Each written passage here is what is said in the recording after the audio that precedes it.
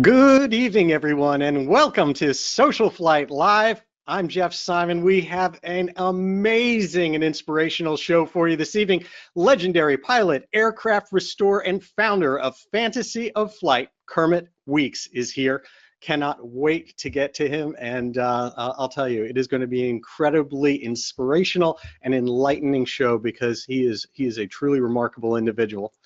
Now, before we get started, just a few things. First of all, we are running through our current Fly to Win challenge. And so all you need to do in order to win our current prize, which is a Lightspeed Delta Zulu headset, is just get the SocialFlight mobile app for Apple or Android devices. Fly, check in anywhere, even one check-in at your local home airport will enter you in to win. And then if you fly to multiple airports, collect a bunch of points and get on our leaderboard, you get extra entries, increasing your chances to win that Lightspeed Delta Zulu headset.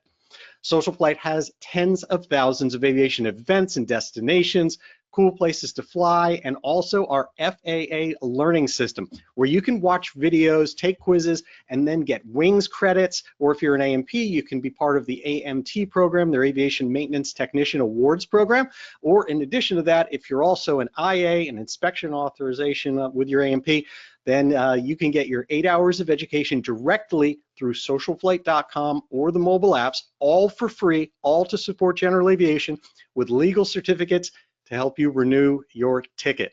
So lots to check out. Be sure to be part of the SocialFlight family. We are here for you. And we're here because of our partners and sponsors, and that includes tonight's sponsor, McFarlane Aviation.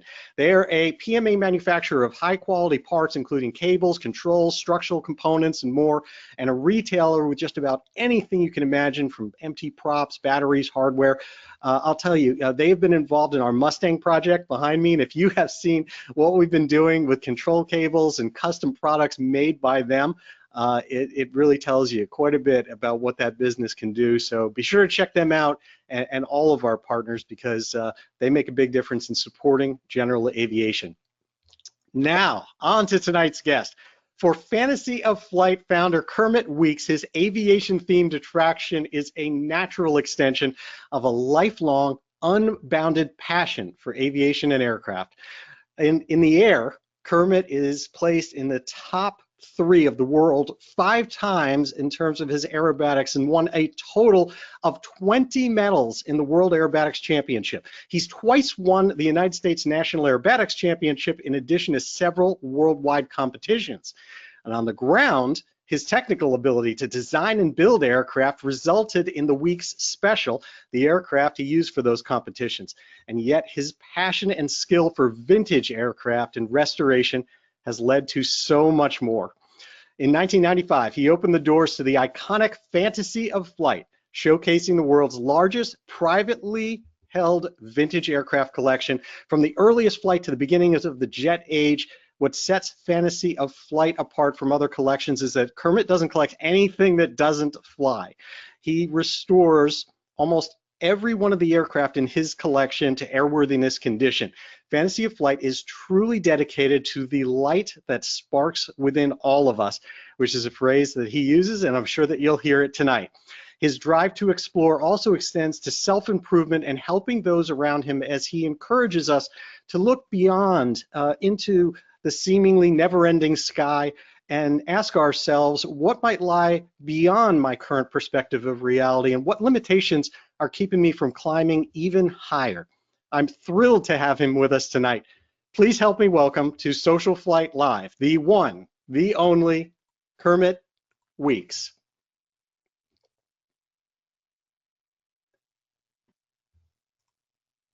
Hello, Jeff.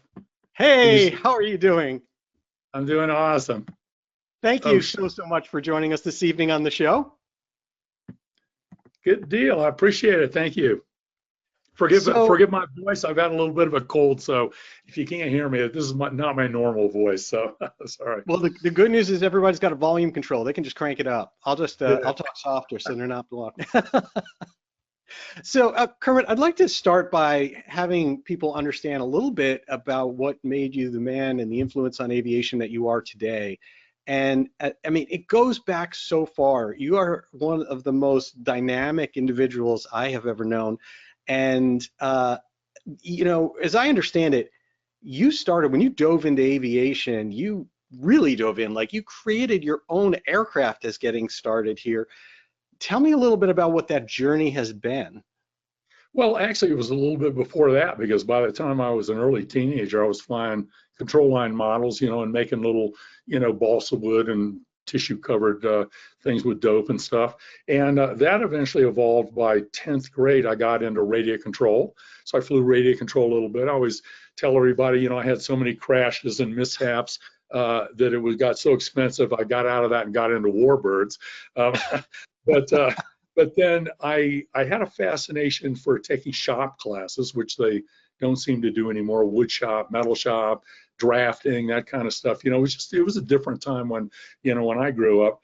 And I became fascinated with wanting to learn how to fly. I started learning how to fly. I soloed in my senior year of high school, 6.5 hours, and basically ended up buying a set of plans. They didn't have kits back then, and I built most of my first flyable airplane frame my last year of high school, and I didn't turn 18 until after I'd graduated. So I was 17 years old when I built my first flyable airplane. And it just kind of went from there. I mean, most people know me from the airplane side, but I went on to design and build not only the Weeks Special, but the Weeks Solution as well. And I was a sophomore Purdue aeronautical engineering dropout. I had no formal training and I just did it myself. Taught myself how to weld, and just I had woodworking skills and blah, blah. I could read drawings and I just built it and created my own drawings and built 2 airplanes and won 20 medals in them. That's probably one of the most proud accomplishments of my life, It's really cool. I absolutely love that, and it's such a shame that there isn't as much of that or any in some cases left today, because I mean I remember that as well. I remember wood shop, metal shop, all these different things, and it sparks things within people. It doesn't even matter if you decide to go into that. It just does some really it gives you, I think, confidence in what Well, you can do for yourself. yeah, and to me, I mean, they don't really teach trades that much anymore. But to me, I now see it as it's just a form of art. It's an art, and we get to jump in our paintings and fly them. It's a different. There's metal, there's wood, there's fabric, there's painting, there's just metal shaping, and it's fascinating. It's just a different aspect, and it's an expression of the human experience that we can express our ways and ways that can put people in the air and fly and do cool things and go to cool places. So I mean, sailing 150 years ago was ruled the world, and now look what aviation has done. I mean, we fly around, and I'm out in the mountains of Utah right now, doing some riding and a little bit of skiing, and you just jump on an airplane and go. I mean, 100 years ago, you couldn't even imagine doing that. It's pretty Do you think that connection of kind of people working with their hands and being taught that formally in a high school setting also connects people a little more, that you have a connection to that, and that someone who goes on to finance, goes on to business, doesn't even have a touch, that still understands it a little bit, still has some connection that kind of brings the designers of aircraft together? Probably. I think there's always a generation skipping modality. Okay. And of course, we always grew up in the golden years, the greatest years, but it changes. And I think, I think through a little bit of, this, things have changed. But I think the world's going to change to where people are going to have more opportunity to express themselves with different forms of art, whether it's aviation, wood, art, dance, playing music or whatever, singing. I think we're headed into a different world. So we'll see where that goes. So you got into doing some construction plans built, doing some things like that. What drew you towards aerobatics? That is an art form in itself and a whole different method of flying. Well, back in my days, when we used to run out in stagecoaches, in Flying Magazine, you could clip a coupon out and get your first flight introductory lesson. It was about 20 minutes for $5. Okay. I clipped the coupon out of Flying Magazine. I went down the airport. I knew I wanted to fly anyway, but I was going to take advantage of the $5 deal. So we did that. And my next official lesson was out of Tamiami Airport in Miami. And 10 minutes after we took off, my instructor was showing me how to do spins. He was doing spins for me, starting from like 2,000 feet out over Biscayne Bay.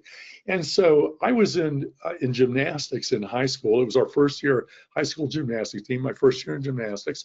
And I worked all the events because they needed somebody that worked all round. They had to have one person that worked all 6 events. So I was a master at none, but kind of a renaissance man, you know, because I did all of them. So, since I was used to flipping around in the gym, I just gravitated towards flipping around in the sky.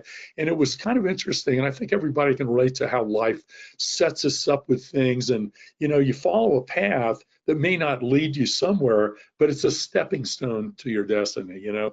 And life's not a straight line. Sometimes we have to get off the street and go around an accident. Sometimes we have to be part of an accident. Sometimes we have to take side roads to, you know, get somewhere quicker, or maybe it has to be a longer path to get to where we really need to go. So That's that's definitely fascinating. I love the idea of kind of like how it's the same way as expressing yourself gymnastically, or that it's an extension of your body a bit in that. That's how Chuck Aaron last week was describing helicopter airbags and the idea of flying a helicopter, that it was the idea of strapping it in and doing that. yeah, it's great. It's a great physical expression of aviation for sure, you know, because you're all over the thing, and you know, it's kind of like dive at the ground, miss the ground, and you start out higher, you work your way down to the unlimited level at the world level, you know. And I mean, we were diving at the ground, pushing out at 300 feet, you know, and did 7, 8 negative G's and didn't think anything of it, you know. But I mean, now the only aerobatics I do now might be a roll and like a Mustang or something like that. But you know, at some point, we're actually rebuilding my week special right now that got crunched in Hurricane Andrew in 1992. And that was kind of at the end of my aerobatic career, was Hurricane Andrew. And but when I get it back again, I'll probably go out there and scare myself. We'll see. It'll be fun though. There's you have, to anyone watching, you've got a fantastic, I mean, you've got videos on YouTube, you've got videos everywhere, but your Facebook page is very cool because you've been putting a lot of things there from quite a while ago, and one of them is a whole bunch of aircraft going out to the to a world competition, aerobatic aircraft flying into JFK Oh, many years ago and packing the planes up. Tell me a little bit about what that whole process of getting involved in competitive aerobatics and competing on a world level was. well, it was fascinating, and I know everybody thinks that their time period was the golden age, but I got to tell you, somebody coined that they felt that when the time period that I was in it was the golden age of aerobatics, and I kind of have to agree with them. I mean, the time before me, it was kind of getting going, and when we were there was, I mean, the teams now, most of the unlimited pilots don't even talk to each other. You have to pay people to critique you. You know, everybody helped each other. We used to fly around in groups around the country to different contests, and it was just different. And you know, we originally we fly into JFK. My first world championship, we flew into JFK. We went to the Lufthansa hangar. They had a 747 freighter. We'd pack all of we'd have to take our airplanes apart, put them on a pallet that would roll somehow, you know, into the airplane. Then we would fly over on an airplane, and then we'd have to put the airplanes together. And the first flight was a test flight out of Frankfurt, Maine, you know. And in 3 times, there was a gentleman named Paul, I can't remember his last name, but he had connections with the Air Force. And 3 times we flew into Dover, Delaware Air Force Base, and we landed there. And we didn't have to take the airplanes apart. We took the wheel pants off and rolled 10 airplanes into a C-5A. And then we got on the C-5A. I flew into Frankfurt, Maine. I flew into Mildenhall in England, and I flew into Ramstein in Germany. And we got to go in and out on a C-5A. I mean, how cool is that? Now today, people don't even ship their airplanes over because it's so expensive, and they rent an airplane when they get there. It's very, very different, very different, That's so it was really cool. And I'm not saying I had anything to do with it, but the last team I was on was the last US team that won a world championship. And when I wow. was on it, it was either us or the Russians. We would swap back and forth. And, things have changed. The USSR dissolved, and then each country became their own country. And it's just a different world there. So, I mean, maybe I was fortunate to be part of the golden age of aerobatics, at That least is as far so as the world. amazing. So at some point you decided to transition in to vintage and antique aircraft and the idea of restoration. Was that always something that was close to your heart, or is that something that you kind of fate took Well, you in a certain the direction? restoration aspect was already there because my first airplane I built. Okay. Mm, And, so I love working on airplanes. So restoration was a natural part of that. What happened was when I was flying competition aerobatics, our EAA chapter in the Miami ICE or EAA 37, chapter 37, put on an air race at the Tamiami airport. And I was a pylon judge. I got to sit up there and watch P-51s and Bearcats and Corsairs go by. I'm going, wow, this is really cool. Make sure they didn't cut the pylon. Nobody did. And so that lit a spark in me to the warbird thing. I thought, well, I did not grow up with money. But I always grew up in a very philanthropic family. And by my mid-20s, through some good fortune of my grandfather sharing something amongst my family that I did not grow up with, by my mid-20s, I realized I saw a future to fulfill my dreams, because I had the financial wherewithal. So I always felt like I wanted to give something back because I didn't create my financial success. And so very early on, I thought, one day, I mean, if you're anybody in aviation and, everybody's like, I would love to own a P-51 one day. And I was no different. And so I thought I could see one day where I could afford one of those. So the first thing I did was I said, well, let me go learn the way they flew, because I'd never flown a retractable landing gear airplane. So I went out with the sole purpose of learning the way they fly P-51s, and I bought an AT-6. I bought an AT-6 to learn how to retract the gear and blah, blah, blah. And I brought a friend with me. I bought my first airplane from Mark Clark at Courtesy Aircraft out of the Rockford Airport. And he went out and he did 3 takeoffs and landings with me. And he said, yeah, you fly pretty good. He was in the back seat. I was in the front. And then, we chipped the ice off the hangar door to open it up. There was a little bit of a snow flurry. I headed out south out of Rockford, and I brought a friend of mine in the back seat. I gave him a stick and I told him to poke me if I forgot to put the landing gear down. So anyway, we got back to Tamiami, and I flew. In about 6 months, I did everything I could. I'd flown around. I'd given rides to people. I even flew it in Sportsman in an aerobatic contest. And then all of a sudden, Mark called up and said, hey, I got this P-51 that just came on the market, and I did not intend for at least a couple of years to buy a Mustang, but it came on the market. And a friend of mine had just bought one, but it was going through, that I flew aerobatics with. He bought one. I thought, well, guy, if he bought one, I'll buy one. Anyway, I was the first kid on the block with a P-51. His didn't come until a couple of months after mine because it was in the shop. So anyway, that was the beginning of the end. And at the time, I thought about, starting a little museum with a 501c3, because at the time, the tax rate on unearned income was 70%. 70%. And so, as an example, with the Weeks Air Museum that I started was not for profit, I paid $210,000 for a P-40E, okay? It was the one I bellied in later because I couldn't get the gear down in front of 1,000 people on members day. Anyway, I got video. Somebody just came up with a video. It'll be on my Facebook, YouTube page one day. But anyway, and a year later, a guy bought a P-40E for $300,000. Well, $210,000 is 70% of $300,000. And so at some point, I donated the airplane. I took a tax write-off. The IRS basically gave me my $210,000 back, and they picked up the 90, and I got the airplane for free. So I started donating a couple airplanes. Well, eventually the tax rates went down, and eventually, things changed, and I started collecting more airplanes on my own. I think the Weeks Air Museum opened in Miami in 1985, and about, I'd say, 9 months before we opened, I bought the entire Tallman's collection, Movie Land of the Air Museum, of 36 airplanes. So all of a sudden, I was freaking hooked. I was in over my head, and I sold and traded, and we started restoring airplanes, and it just kind of one thing led to another, and eventually, I realized that Tamiami Airport was a great place to fly my airplane collection, but it was not a great place to get people to come through the door. And so, I learned a little bit of a lesson there. Life led me to Central Florida to kind of start my own airport. I started looking around to find land next to airports. Really didn't want to be a through the fence operation. I really didn't want to be on an existing airport.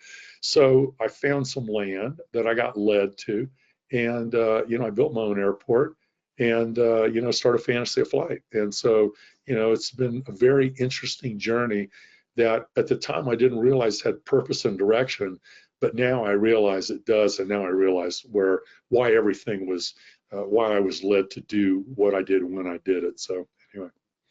Wow.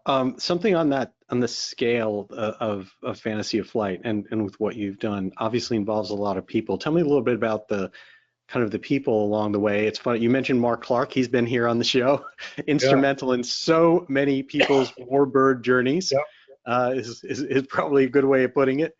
I actually, I gave him the coin name. I called him Mark 'em Up just a little bit.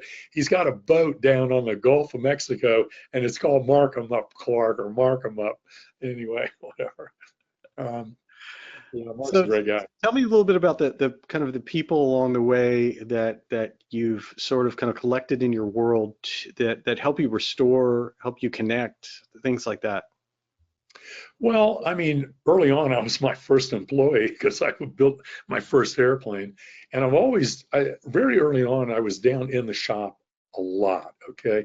In the Miami days, I was in the shop with everybody else. I started hiring people to do some sheet metal work, some woodwork. We started doing stuff, but I was always, the shop manager, and basically, did, what we were going to work on and what we worked on and that kind of stuff. Eventually, by the time I got to Fantasy of Flight, and I had people like Sam Tabor, Kent McMakin, Andrew King did a lot of stuff at Rhinebeck. Worked with those guys.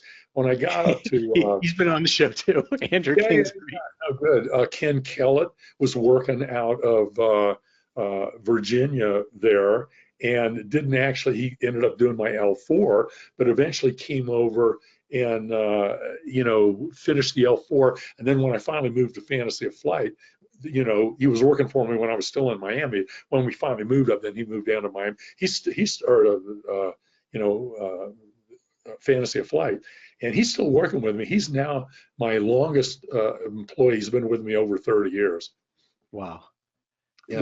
Did you maintain that first T6 and then Mustang yourself?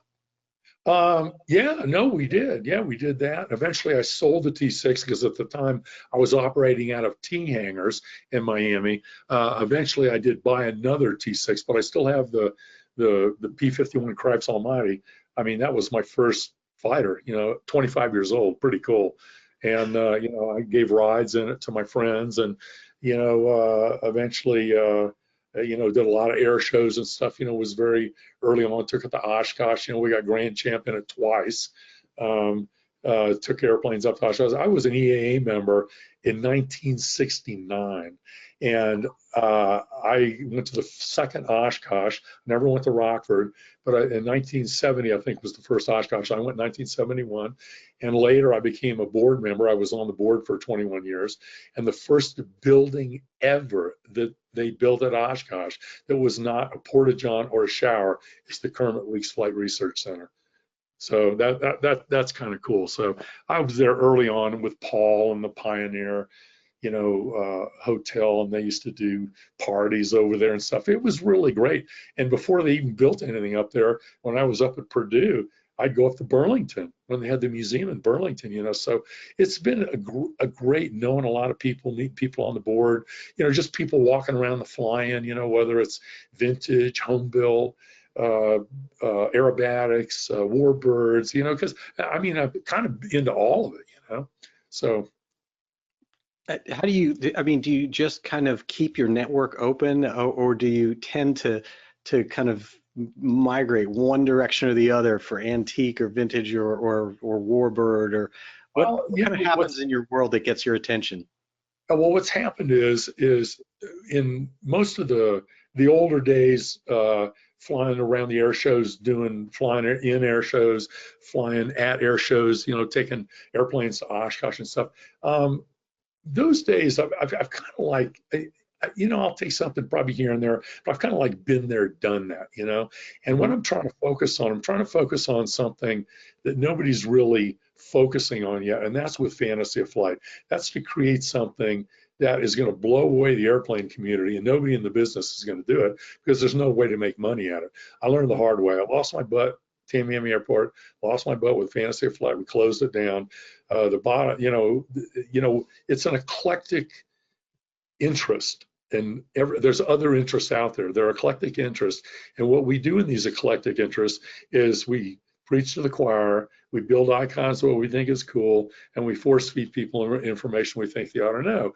And we love the history and the airplanes, blah, blah, blah. But the bottom line is every aviation museum out there, without grants, subsidies, donations, and volunteers, could not make a profit, period. That's the bottom line.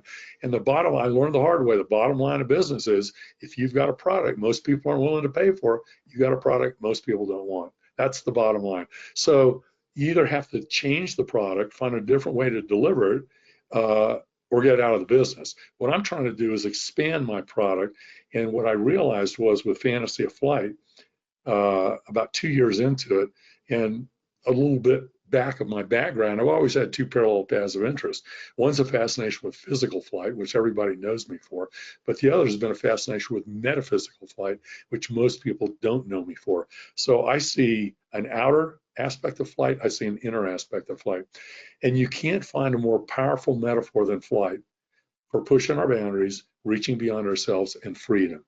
And in the physical worlds, everybody relates to reaching for the sky, reaching for the stars. That's got nothing to do with airplanes. And within us, we soar in our imagination, we fly in our dreams. That's got nothing to do with airplanes. And, you know, just, I mean, there's a whole kind of a woo-woo side of me that I don't need to get too much into, but early on I had out-of-body experiences. I know there's ghosts, I've been one. My wife eventually, future wife, moved in with her. She started talking in her sleep one night. She trans-channeled for 3.5 years. I recorded everything. I basically got trained from the other side, and because I'd already had out-of-body experiences, I got drawn to a place called the Monroe Institute. You can look it up, monroeinstitute.org. And I went there and I got drawn to do their first Gateway Voyage program. It was a week-long kind of a retreat. And there was, I think they can do up to 24 people, but there might have been about 20 people in the one that I went to. And I got sucked into the deal. And within 2 years, I did all 10 programs that they offered. And it turned into a 1,500-page metaphysical book of my journeys. And by my third program, I was recording my experiences while they were happening. I had a foot in this world with a recorder. My consciousness was basically in my dream screen, within my inner consciousness, and I couldn't control where I was being taken, what I was being shown, or what I was being told. And it was fascinating. Anyway, without getting into details, I mean, I learned things, I was shown things, who I was in the past, what I'm here to do, connected with people that were deceased. My father showed up 3 or 4 times that had passed away the year before and told me things about his life that I never understood why he did things the way he did. And after I connected with him in another reality, I completely understood my father. I connected with, as an example, I've got a spiritual connection with Howard Hughes. Howard Hughes came to me in my third program, and I saw his Sikorsky S-43. I saw his Sikorsky S-43 at Oshkosh in 1994. I thought, oh my God, I didn't know this existed, let alone Howard Hughes's, you know. and I made a mental note. They let me go inside because at the time I had the Sunderland there, so we kind of showed each other our airplanes. I made a mental note. Oh my God, one day I'd like to end up with this.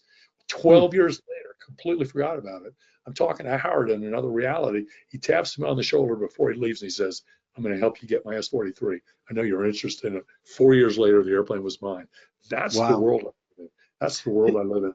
Tell me a little bit about how the fantasy of flight and where you're taking it connects to all of this and bridges that area of what we think of in aviation and where you're going.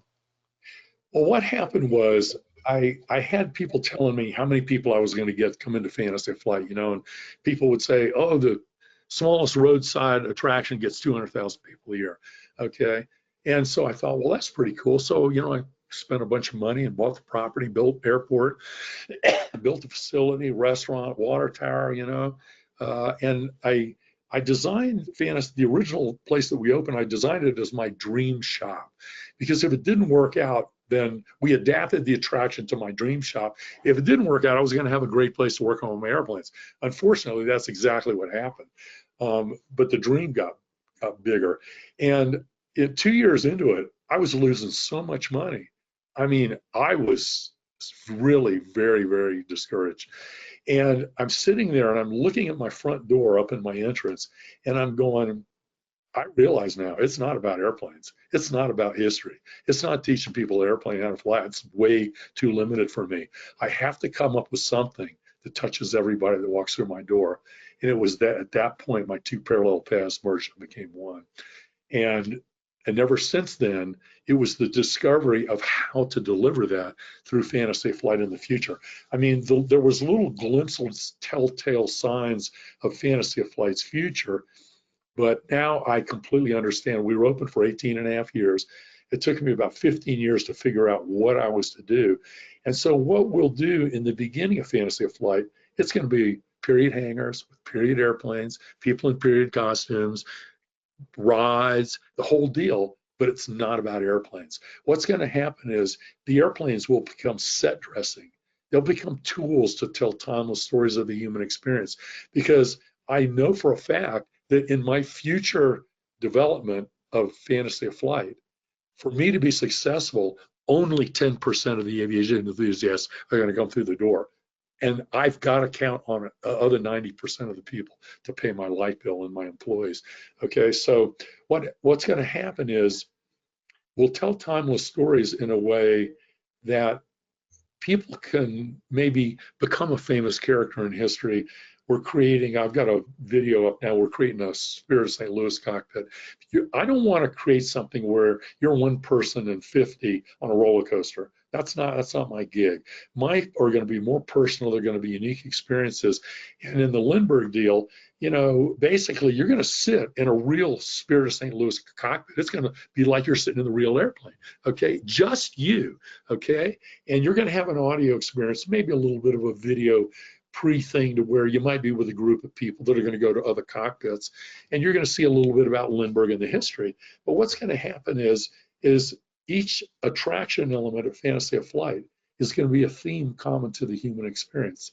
And in this particular Lindbergh experience, it's what's that inner voice within you that keeps you motivated and going when you don't think you can make it. Forgive me if I tear up, because I get emotional with these things, because this has such a great future. And so that's how I touch the rest of the planet, okay? Not aviation enthusiasts. I will touch aviation enthusiasts. But when Lindbergh he'd already been awake for 2 days. He's at 10,000 feet, freezing his ass off over the Atlantic, North Atlantic, and he can't stay awake. And he's just like, he kind of gets in this like metaphysical state. Yeah, I think it's on page 386 or something like that in his book, The Spirit of St. Louis, but you can find it if you look for it. And all of a sudden, and I deal with this, he said all of a sudden these spirits, these entities were floating inside out of the airplane. And he was in this like altered state. And he wasn't smoking pot or anything. And, so basically he was in this altered state, and they basically encouraged him to keep going. So we use stories like that were real stories that real people had, that were real aviation heroes, but we do it in a way that gets people to reflect on their own journey. And while people are emotionally engaged in these experiences that I hope to create in the order, I'm not there to teach history. I'm there to use history to teach people about themselves. They will not be able to not reflect on where they've come from, where they're currently at and what they're dealing with, and where they dream to go in the future. And so each person, we don't tell anybody anything, but what happens is at the end of the experience, basically, if I am the narrator, I reflect on what we just experienced from a multitude of perspectives, okay? I'm not trying to tell you this is the way it is, this is the way you got to do it. I just lay an hors d'oeuvre platter right in front of you. You pick and choose what applies to you, and everyone is going to pick and choose something different. And however you personally internalize that becomes your own self-discovery process. The greatest way to learn and grow is not through teaching, it's not through preaching, it's not through clubbing you over the head saying this is the way it's going to be. It's through your own self-discovery, because you own that experience. It's got sticky value, it's got meaning to you, and it's got something you'll never forget. Those are the types of experiences that I intend to deliver at the Future of Fantasy of Flight. Wow, that is so powerful. I'm not aware of any museums that I've First been of to all, that. get me away from the museum business. I have no Yeah. intent in the museum business anymore. What potentially is going to come out of this, and why I've been led to the Central Florida area, which is the largest tourist market on the planet. Okay, 70 plus million people a year looking for something new to do. There's cycles in every industry, okay? And I've studied this, and from my perspective, you don't see traveling gypsy bands playing the fiddle and dancing around a fire in Europe anymore. That's gone, okay? That evolved into the traveling circus. After 146 years, that's gone. There's cycles in every industry. The traveling circus eventually evolved into a fixed base amusement park operation, because they only came to your town once a year, if they even came to your town, okay? So then they had a fixed base place, Coney Island Palace. That's not relevant anymore. Six Flags is still around, but it's not relevant. It's not at the cutting edge. Well, when Walt Disney went to the attraction,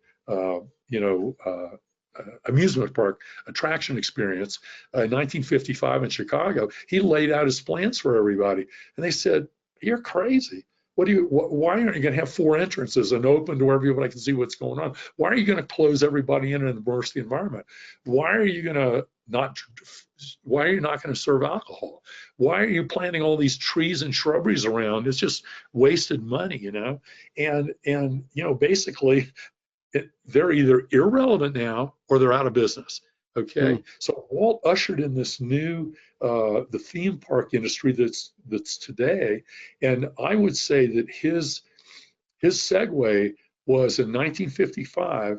We had just come back from Europe and Asia from 2 major wars to a country that never saw a bomb.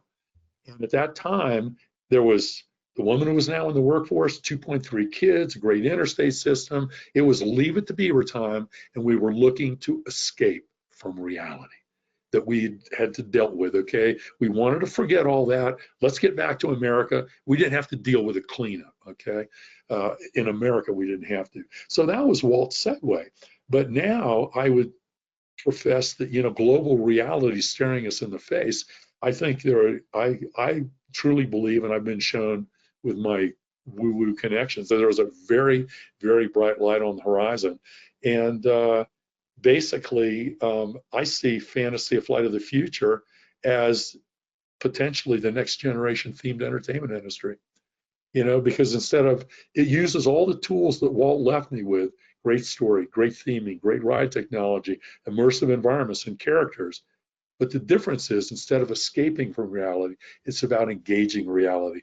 It's about you, through entertainment, nobody telling you anything, you self-discovering yourself, self-transforming yourself, making yourself a better person, inspiring yourself. I don't care what it is, but I don't have anything to do with it. I'm just Johnny Appleseed throwing out Johnny Appleseed with some entertaining venues. But whatever you do with it is your own self-discovery process, and every person is going to leave with a different, takeaway. So we'll see. I love that theme of self-discovery as part of it. When you think about people taking time out of their routine lives, money that they've saved up, time that they've put set aside, it's about getting something from that, some benefit, and the idea that you're using it for personal growth and exploration and trying to have people leave their vacations different than they started them. Well, I think I'm still going to be delivering entertainment, but the difference between my future potential industry and the existing one is the attraction elements at the existing industry are basically they want you to be a hero in their intellectual property. Okay, whether it's Spider-Man, Incredible Hulk, Avatar, Indiana Jones, Pirates of the Caribbean, whatever. They want you to be a hero in their intellectual property. Since Fantasy Flight has ever been open, I've always had my welcome mats facing out the door. Okay, and it finally dawned on me why. Because when I finally understood why I was going to do what I was going to do, I want you to come to Fantasy Flight and leave the greatest hero you can be in the greatest story you can ever participate in. That's a big difference. Wow. That's a big difference. It's all about you. It's not about me. It's not about, oh yeah, I need to make money to pay my people and stuff, but I'm not trying to do it to make money, to make billions of dollars to put in my bank account. My purpose here is to create something that everybody can benefit from. It touches everybody.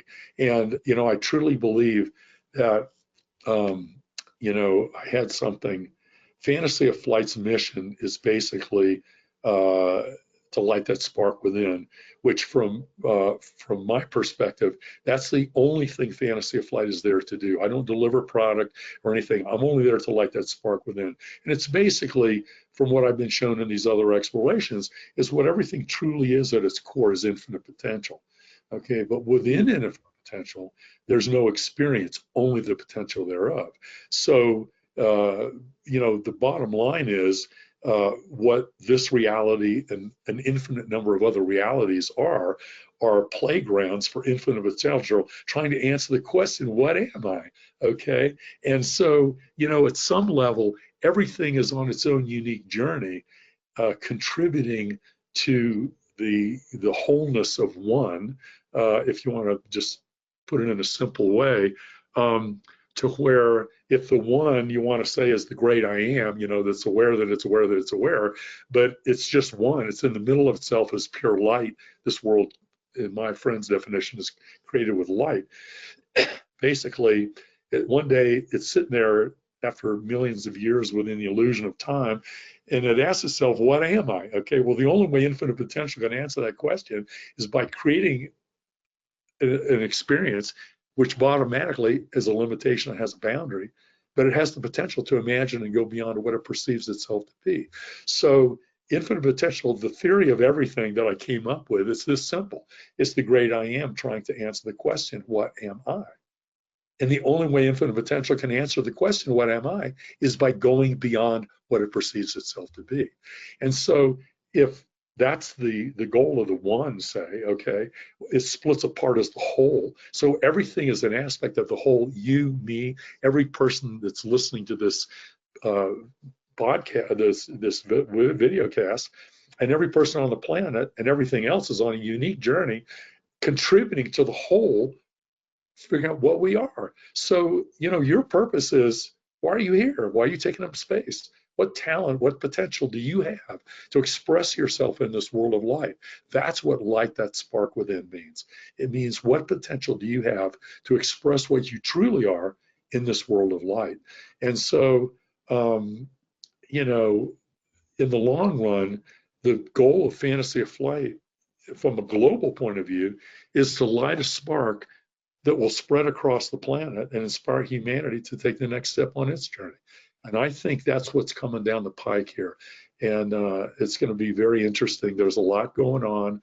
I'm aware at different levels of things that most people aren't. And I've been shown there is a very, very bright light on the horizon.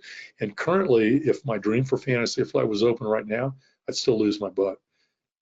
Humanity is not in a state where it is that it can take advantage of it in the way that it needs to. It's going to start off slow. I'm not going to build a giant theme park. I'm going to build things as we go. I hope to start the next hangar this year at Fantasy Flight, which will be next to the existing museum light, and we'll add some more airplanes. I'll begin to start adding some of the attraction elements to get some feedback from people. I piped and draped 2 airplanes. There were real airplanes, and then I piped and draped them, so you were sitting in like a little small section. Sometimes I had fans in there, and I had some little lighting to kind of create what we're doing now with the Spirit of St. Louis cockpit that we're building right now. And I got a lot of great input, and by doing that, I did it all myself, and I came up with my first questionnaire, and every day that I did it, I probably did it for 4 weekends, you know, and I did it myself. I had somebody help the people in and stuff. And every day that I left, I had to change the questionnaire because I learned from the people by doing it. And the fascinating thing about it is because we have these audio experiences, and what I learned was half of the people that listened to them while they were sitting in a cockpit would do it with their eyes open, and half of it would do it with their eyes closed. That was fascinating for me. So then I thought of opportunities. Well, for the people that got their eyes closed, what can I do to get their eyes open? You know, like have some, all of a sudden now we're watching some video or something, you know? So it was fascinating. And what's going to happen is it's going to be very different. I want to create the opposite of the existing industry. The existing industry is about escaping from reality, and it's about external spectacularism. I want to create an industry that is about engaging reality, and it's about internal spectacularism. So I'm not going to have to build $200 million roller coasters and stuff. I want to build more smaller units where you're the only person that gets in it, okay? It's about you. It's about your journey. It's about you self-discovering yourself. It's not about anybody telling you what to do.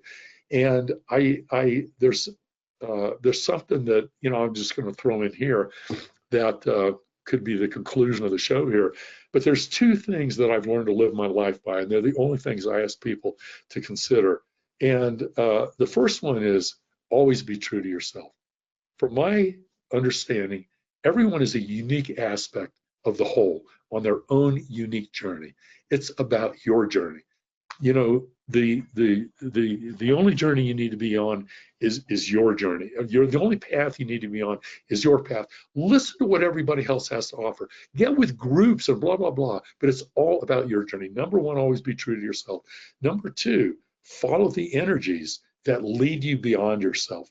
Because if it's about infinite potential, discovering what you truly are, what I discovered was at this level, we're like little puppets. We don't have a clue what's going on. But there's this other aspect of you that I call a puppeteer. You can call it whatever you want, you know, higher self, God, whatever you want to call it. But whatever that does for you draws you beyond yourself. And I've been consciously channeling, not trans-channeling, been consciously channeling now for almost 7 years. And I just talk to myself daily, you know. I've got over 2,000 channeling sessions, and it is unbelievable the information I got.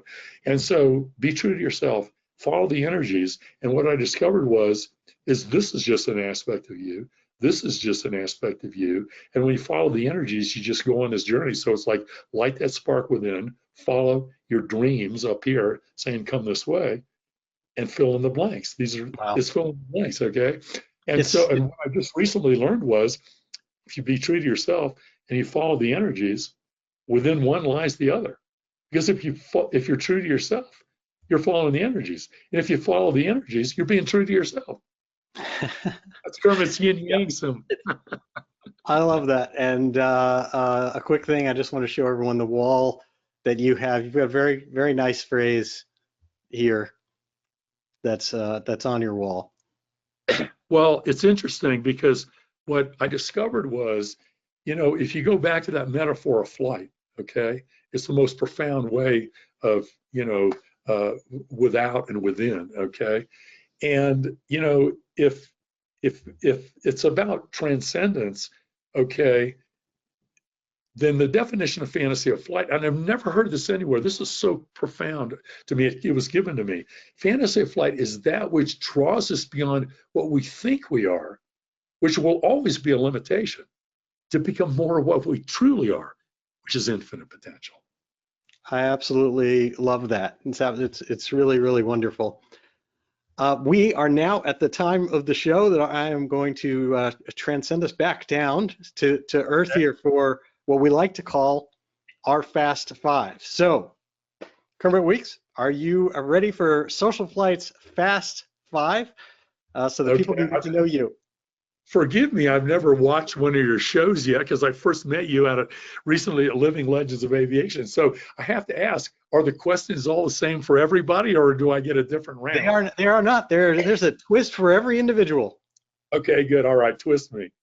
Absolutely. Okay, Kermit Weeks, here we go. First one's about as simple as it comes, but when you look back, what was the aircraft that you can tell us about that you can think of that was the most special that you flew, and maybe we exclude, maybe there's got to be more than one if it's the first one that you built? Oh my God. Well, I tell you what, the energy was leading me back to the first one that I built because it's planted the stake for my future. That literally, the model airplanes I could have The gotten Week out. Special, is that the best one? No, not the Week Special. It was a Der Jaeger. It was a set of plans I paid $40 for. It was a biplane version out of the Compton Airport, I believe, by a guy named Marshall, something Marshall.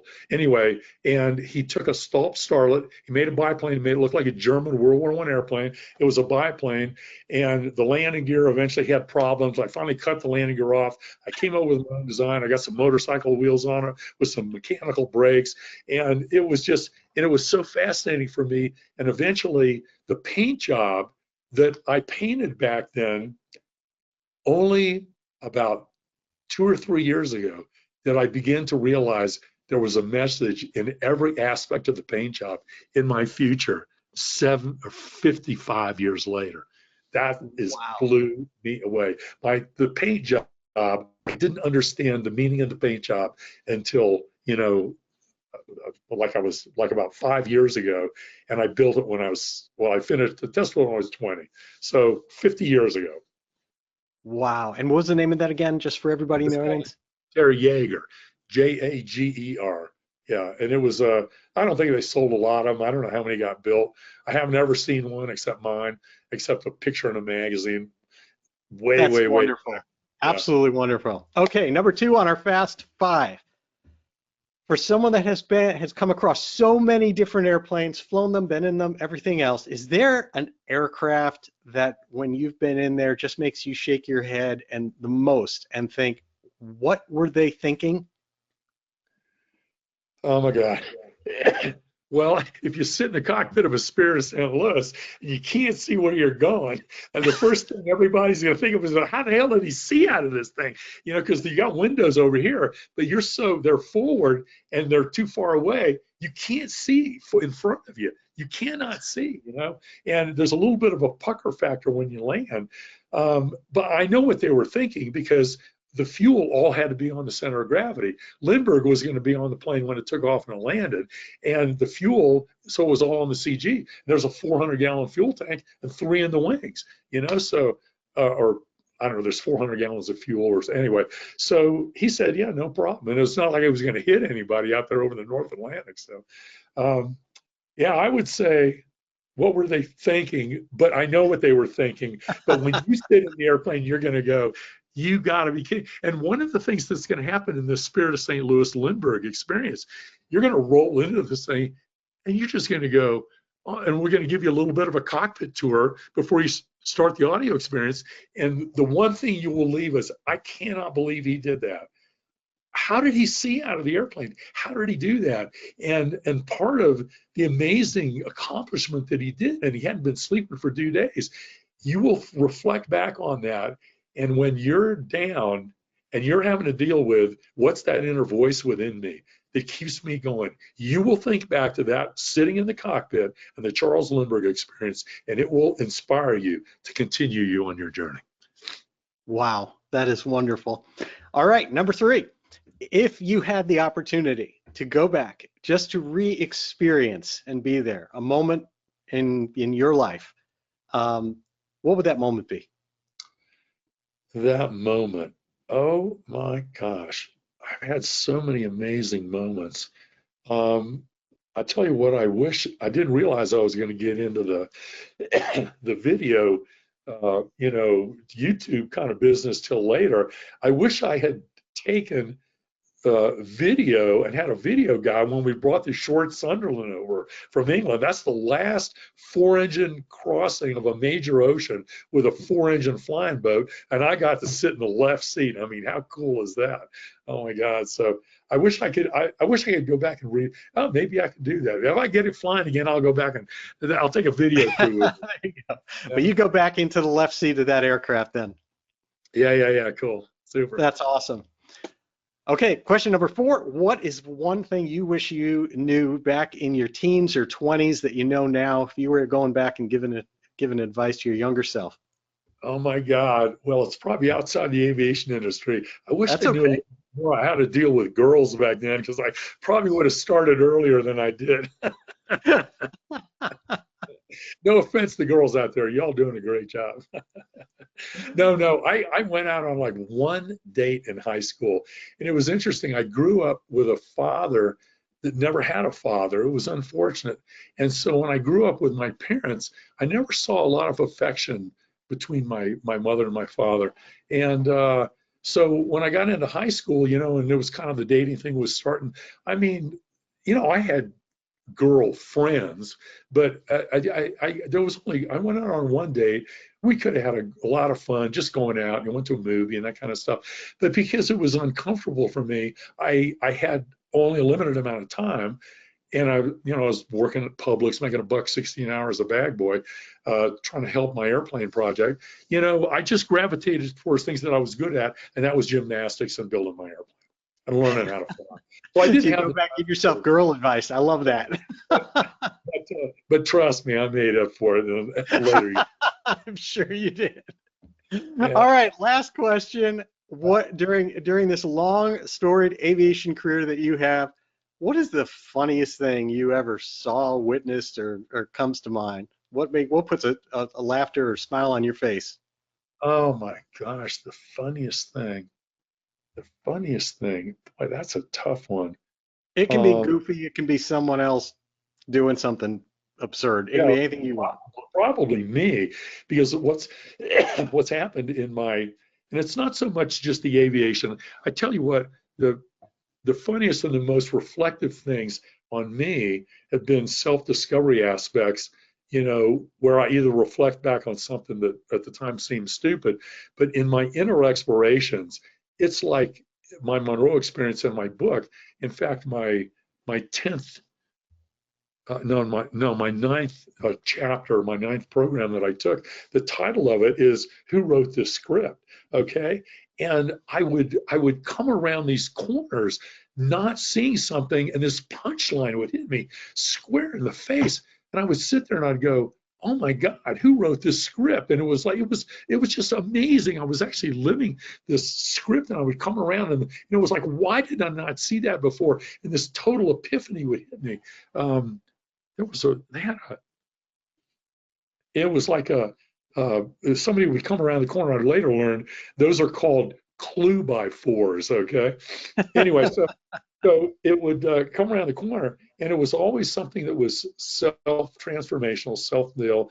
And finally, after I asked this about 5 or 6 times in this program, I'd already asked it before, but then this other punchline came, and I sat there, I said, who wrote this script? And all of a sudden I sat there, and in front of me, there was this like angel form sitting over there, and it was sitting at a desk and had like a quill pen. It was like a little scroll in front of it, like it was writing. And I'm describing this thing. And as I just was describing it, it turned over and looked at me, and it was me.